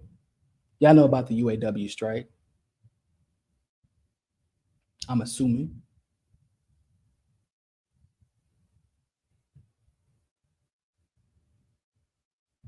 So Everybody's fully aware that Joe Biden is a strike breaker. He is a union buster. He is a scab, not unlike those you get when you fell off your bike as a child. He is a scabby scab. He's like the scab, but after you peel it off, but it wasn't quite ready to be peeled off yet. The nasty scabs. That's what Joe Biden is. Claims to be the most pro-union president in history. That's a lie. He's like known for union busting. Just ask the railroad strikers. Okay. Y'all know this UAW situation has been going on for a bit. Joe Biden has not shown up. Now, granted, they did say they didn't want politicians showing up. Ro Khanna showed up and got flack for it. Because they're like, bro, we don't want you campaigning here. We remember what you did with the railroad strike. And you're not even siding with the unions. You're like, yeah, we're pro-union. We just want to help resolve the conflict. Bro, no, pro-union means you're pro-union. It means, what are my demands? Say those. Don't be like, I'm just trying to reach peace. No, these are our pro-union demands.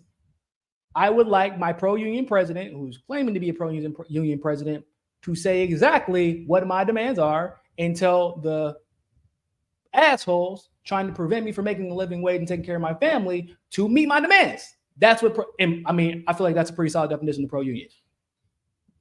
I didn't ask for I'm just pro-resolution. If you wanted a pro-resolution president, if that's what you was going to be, then you just say that.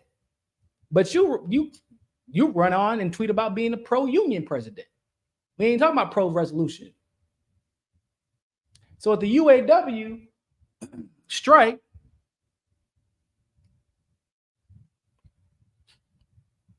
Dr. Cornel West said that he plans on visiting Detroit in support of the striking auto workers, which is expected. This is on brand for Dr. West. And good for Dr. West for doing so. That's dope. So dope that Joe Biden announced 2 days later that he's going to travel to Michigan next week to support the UAW workers. Literally. September 20th, 2023, Cornel West announced it. September 22nd, 2023, Biden announced that he's traveling. You can't make this shit up. First of all, they don't want him there. They already said that, like I said. Second of all, I thought that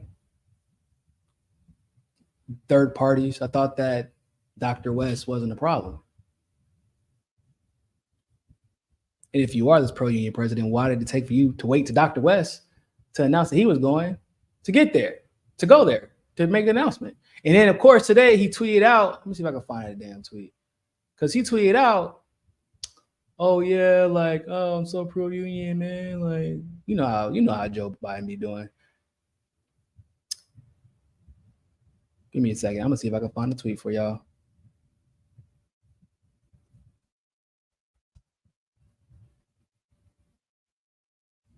Tweet out he had always had plans on going. Yeah, just like you always had plans on helping out the railroad workers.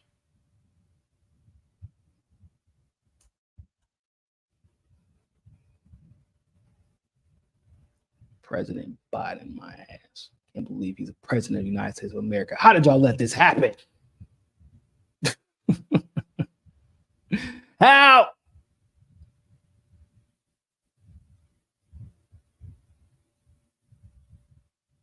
Hold on. I'm looking for it.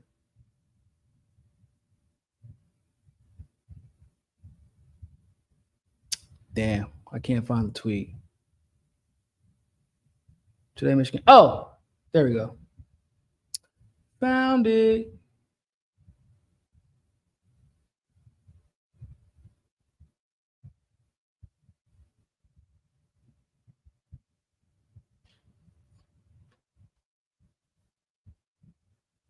Oh my God, y'all have no idea how much I miss my damn screen, my other display. You know, I'm starting from scratch out here, so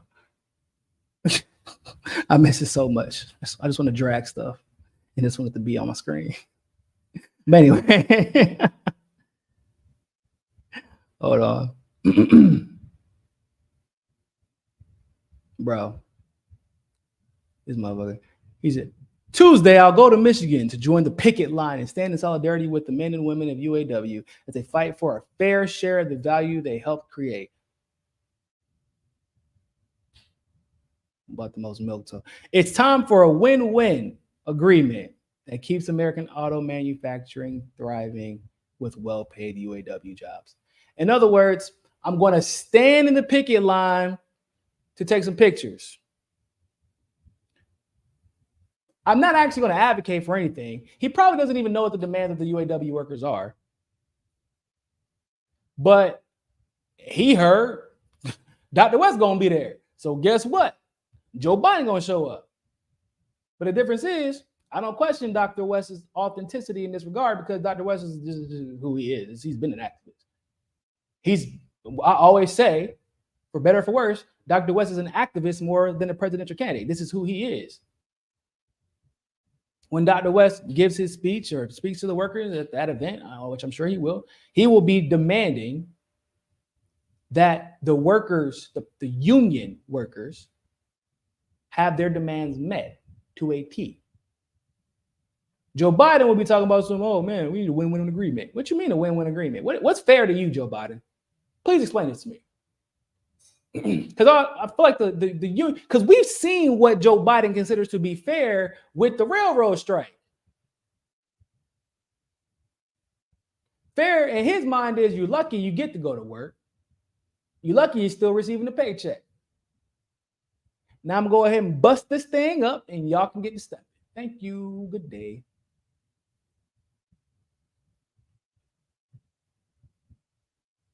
Bro's a follower, which I guess we shouldn't be surprised because he literally has to have his hand held as he's walking off stage so he knows which direction to go. Like, he needs to follow. It makes sense, I guess.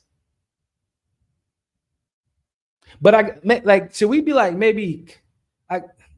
should we be like congratulating him because for once Biden actually feels the need to campaign somewhere?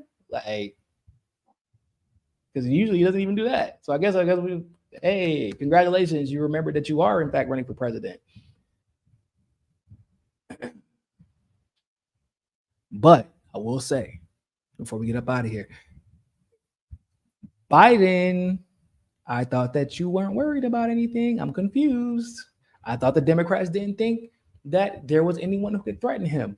Why are you campaigning all of a sudden to this, like to an obvious degree?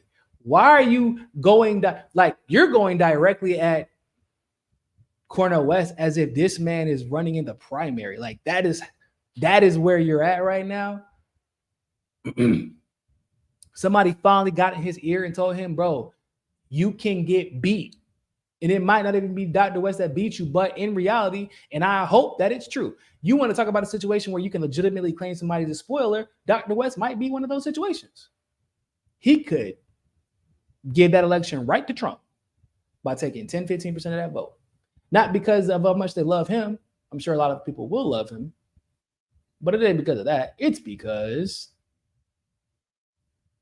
they hate Joe Biden.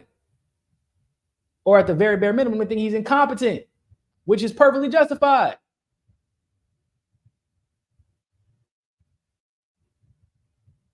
Joe Biden has the IQ of a tomato. And I'm sorry, tomatoes. I know that's a little bit of an insult for you, but like he has the IQ of a tomato. But at least a tomato knows his way around the stage. So like, I can't even say that. Joe Biden can't even get on the stage. You throw a tomato, the tomato gonna land on stage. I can't even say that. People are not happy with Joe Biden. Democrats don't want him to run. We're in a weird time right now, bro. I don't know what's going to happen. Usually I can give y'all some type of prediction. I don't know what's going to happen. Joe Biden, even with the rigging, there's a certain level, like the only way rigging truly works is if you have enough collaborative support to negate accusations that the rigging is happening. right? Joe Biden had enough people who were okay with him, even supported him, and hated Trump simultaneously, so that when they did what they did, no one asked questions, no one dug deeper, no one there weren't many successful audits, not enough that made national attention, right? And then even with the situation with January 6th, he was even able to use that against Trump because of how many people at the time hated Trump and how many people were okay with Biden. His handlers weaponized it beautifully. They got the outcome they desire. But yeah, now shit is worse than it's ever been. I don't know if y'all know this, but like, I wish, I'm gonna try to find a TikTok video, but there's a video where they basically show stat by stat that we are in a time worse than the Depression right now. When I say it is worse than what it has ever been, that is not hyperbolic. That is factual. It is worse than it's ever been. He is incapable of giving a speech. That's once again, I'm not being hyperbolic. He is incapable of speaking, people. The president of the United States, who has to go around speaking to people, is incapable of doing so. And he's also incapable of listening for more than 15 seconds at a time, apparently. And he's still somehow tied and getting beat by a man whose mugshot went viral a couple of weeks ago. You're getting beat by a man whose mugshot went viral. You're getting beat by a man you claim tried to overthrow the United States of America. Y'all throwing every single name at the book at him and arresting all his allies and throwing the DOJ at him. And you are tied or losing in most polls. Do you understand how undesirable you are? That creates factions within the party because now the power is up for grabs. There is a power vacuum in the Democratic Party that no one is discussing. And you know how you know what's happening? Because you hear these conversations like on Morning Joe. I haven't met a Democrat yet that doesn't ask me if Joe Biden's age is a problem. Huh, really? And then you start hearing what everybody else starts talking about it. That's a signal. That is the Democrats' bat signal. The same signal that Hillary Clinton unfortunately got whenever she was went on her book tour and everybody was even the Democrat. Shut the fuck. We're not voting for you again. Cut it out. Next.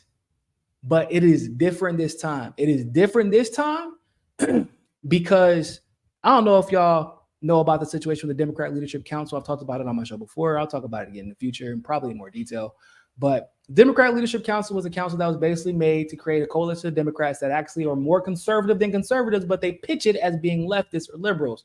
So they were getting their asses handed to them over and over again before Bill Clinton, and they got tired of it. So they ran Bill Clinton, and people forget Bill Clinton actually ran on being basically to the right, more harsh on crime, which obviously he was, and things like that. Like he ran to the right of George H.W. Bush, on a lot of issues. Now the DLC was what we put this plan together, but what is also not well known is that there's not been a Democratic presidential administration that did not have a president or a vice president who is a member of the DLC. And as you could have probably guessed by now, all of those high-ranking members of the DLC, the Bill Clintons of the world, Joe Biden is one of them, even Debbie Wasserman Schultz, Hillary Clinton. I'm sure Obama's on it now, but he wasn't one of the original members. Dean, I think his name was Howard Dean. Yeah, he was on it. They're all old. And they really maxed out their influence with Hillary, but she lost. So they threw in Joe Biden because Kamala ain't got no, how this levels to this power shit. Kamala's popular, she's not powerful. Hillary was powerful, not really popular. Joe Biden is powerful by proxy, but he's only been able to maintain said power with his Senate position because of where the power that he had in Senate. Then, of course, being the VP, is a lot of power. VPs, as we know, usually, except for in Kamala's case, control foreign policy, or at least they facilitate it. It's kind of like de facto the State Department. And now, obviously, he's the president. So now he's insulated by his presidency. And the people who are united in a coalition to take advantage of his power while it's still there to be taken advantage of. But once he is gone, who is going to replace him exactly? Gavin Newsom does not have the network of protection that Biden or Hillary has. AOC, no. Kamala, no. Who? Do y'all like not realize how like this is a big deal? Like I just told y'all, there's been a member of the DLC in charge of every single Democratic administration in some capacity, president or vice president, since it's been created, since Bill Clinton. And the primary, if I'm not mistaken, the winner of the Democratic primary, the vice president and president of the presidential candidates of the Democratic primary have all been, in some capacity, members of the Democrat Leadership Council. This, if once Biden is done, if he's pulled out, the Democratic Party doesn't have a direction. And by direction, I mean they don't know who the hell's in charge. And by I don't know who's in charge, they don't know who's in charge. What they really mean, who's supposed to pay me to look the other way? Who's supposed to pay me to keep acting corrupt?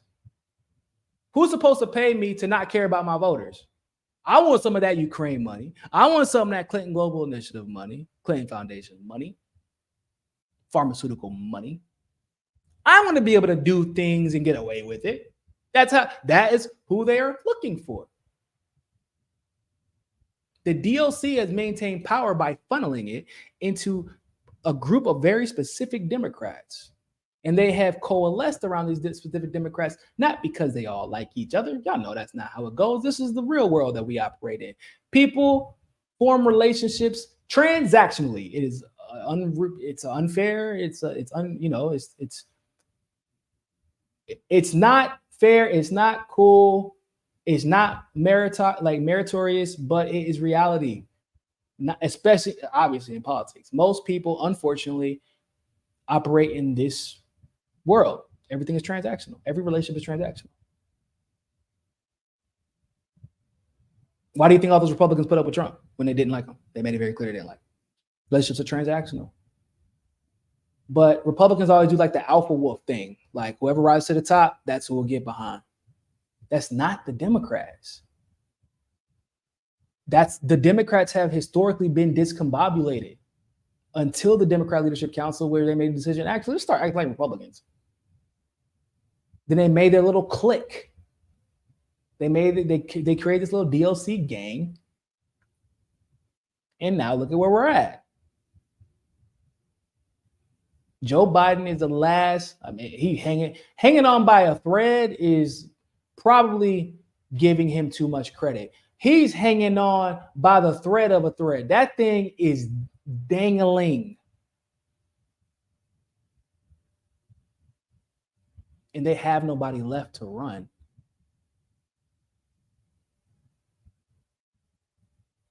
You feel me? They have nobody left to run.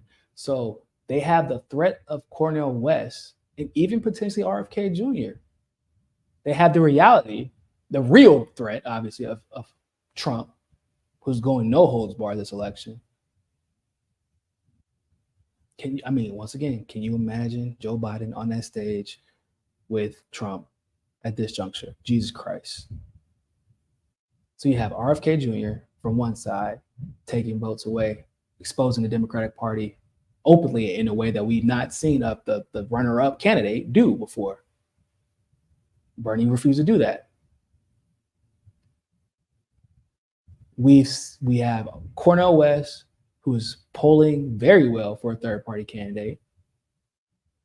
Hopefully the campaign improves and kind of gets more organized and gets their messaging together, but he's still polling well because of just how much people want alternatives. And then, of course, you have Joe Biden just shitting the bed, probably literally. So all these factors are at play, potentially about to rip the power away from Democrats, and they don't know who the next leader is. And that is not a conversation that people are having yet for some reason. I don't know why. Sarah Wagner on Rockfin. Hey, I miss you too. Thank you. Appreciate the tip.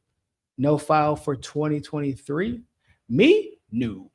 Not right now. Hell no. God no. I want to be nowhere near politics. I'm tired. I'm taking a break this election. But, and I really want to hear if anybody else is gonna like. I know AOC. Oh yeah, I didn't mention AOC. AOC is not serious. AOC doesn't have any power.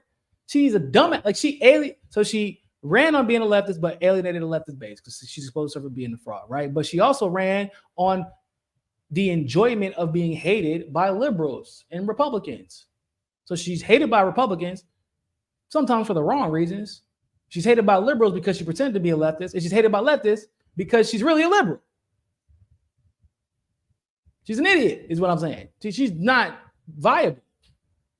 Maybe at one point she was but she's not a good politician in general. Like, she doesn't know how to pick a side and stick to it. That's who AOC has been. So she's out. Gavin Newsom, he don't got no power, bro. He don't got the power that you need. There's levels to this. You gotta have a Clinton, no joke. You gotta have a Clinton foundation before you gotta build that Clinton foundation before you can run for office. I'm not playing it. You gotta have that Burisma Energy Company before you can be the president, before you can have power.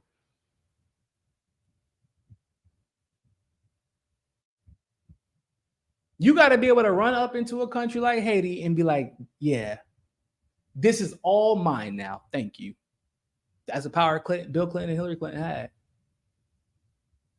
You got to be able to go into Ukraine and be like, this is all mine. Thank you. That's the power Joe Biden had. You got to be able to cheat an entire election in front of the whole world and get exposed, and not only not go to jail, but keep your job in Congress. That's the power that Debbie Wasserman Schultz had.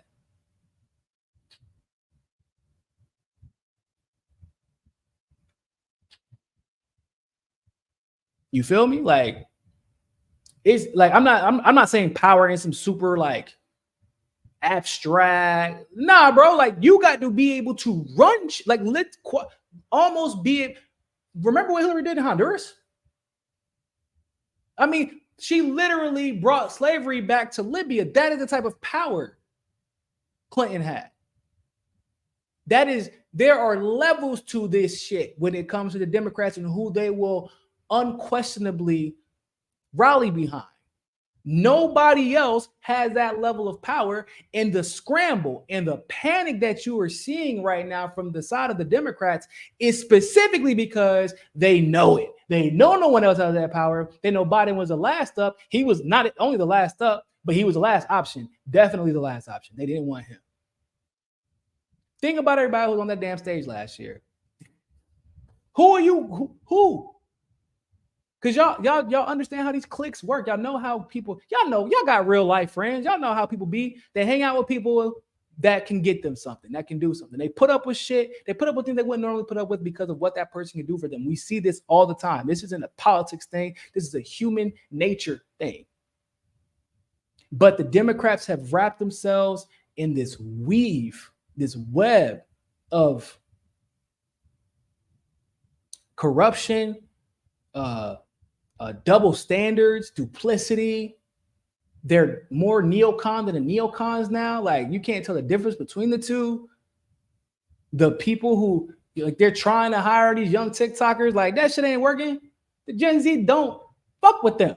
I don't care how many fake retweets and likes they get. I don't care how many talent agencies pay these kids. Gen Z don't like them. I don't care how many times the Sunrise Movement tries to boost up Joe Biden. They're using Joe Biden too. Why? Because Joe Biden can get donations to Sun. Because if they play ball with Biden, they get a little bit in return. They know how the game goes. But that is drying up. Bernie Sanders can't save you this time. He didn't. I really don't think he saved him last time, but he saved him by not calling them out. But that's where RFK is calling him out. So that's out the window. We're at a time in our history, like 2016 was revolutionary for a plethora of reasons. That was the beginning of the awakening. 2020 was hard lessons, right? A lot of hard lessons learned in 2020. The pandemic is its own thing entirely.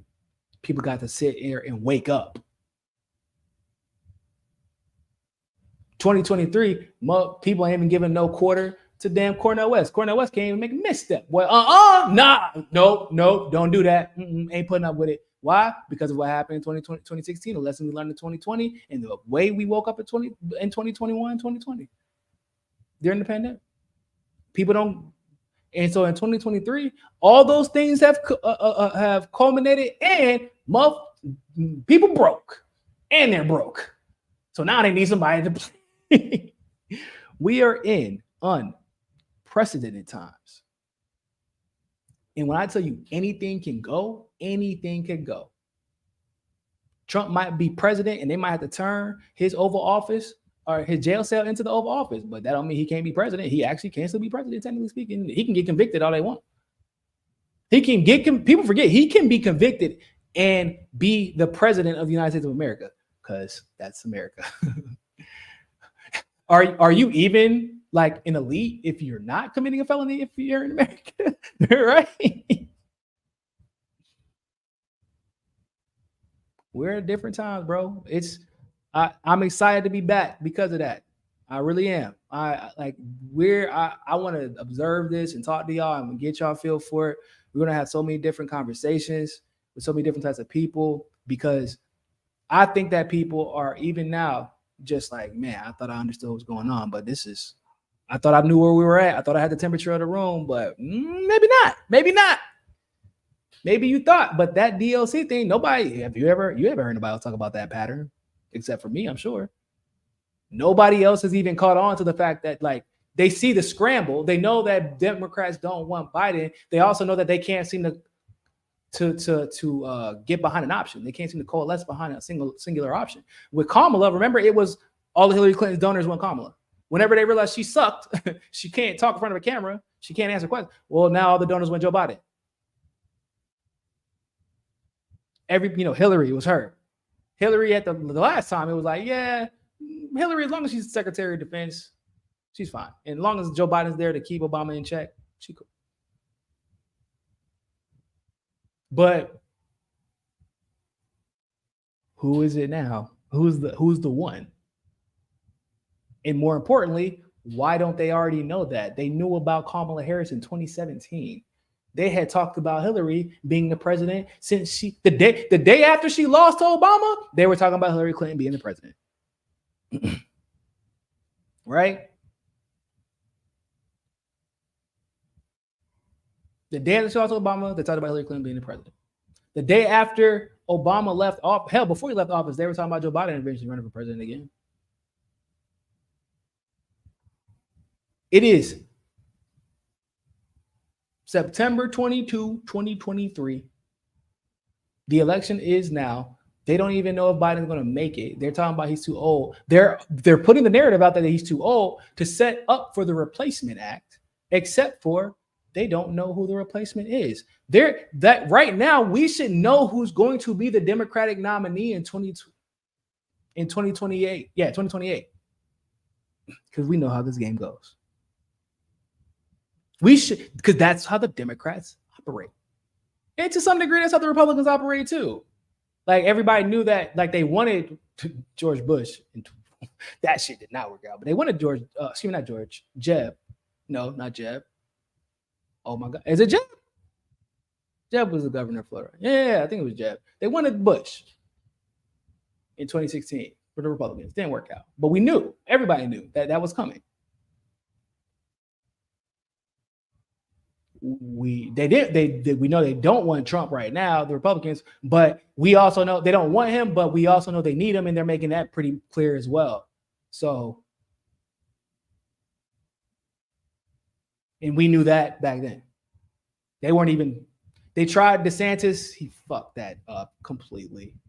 Jesus Christ, he messed that up. But the Democrats, you always know who they're about to elect before the term even of the last president even ends. They could be a Democrat in power. You already know who the next Democratic nominee is supposed to be.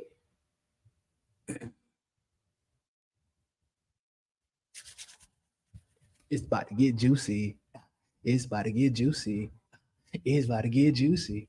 Yeah. It's about to get crazy. It really is. And I, for one, cannot wait to see the Democratic Party implode. I cannot wait to see them compete and destroy each other to maintain power, to sell each other out, to do the little sneaky tactics that we know politicians, especially Democrats, love to do when they want to take out their competition because they're on the way to the top. The Democratic Party is about to implode. I don't know when they'll win another election. Their messaging is duplicitous. It's inconsistent. It is out of touch. It is out of time. They're using, like, they're trying to mix this DLC neoconservative like mindset and pretend like they don't have a past. Like we don't have computers. Like, bro, we have computers. We can figure out if you're lying or not. Pretend like we can't find their voting record and report on it. Pretend like we don't have platforms with cameras and microphones. But like, then they're trying to also pretend like they're super quote unquote this caricature of woke, when like you just put a segregationist in power and give a bunch of money to neo-Nazis. Like, yeah, y'all don't know what y'all are. The Democrats don't know who they are. And you can make an argument that Republicans don't know who they are either, but they know one thing: they got that bad man, Donald Trump. They got him. And that, for their purposes, for their because you know how that goes, the trickle-down effect, that the president wins.